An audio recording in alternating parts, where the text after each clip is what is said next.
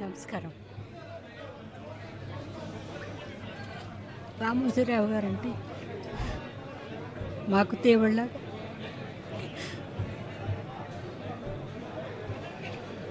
మా కళాకారులందరికీ దేవుడే.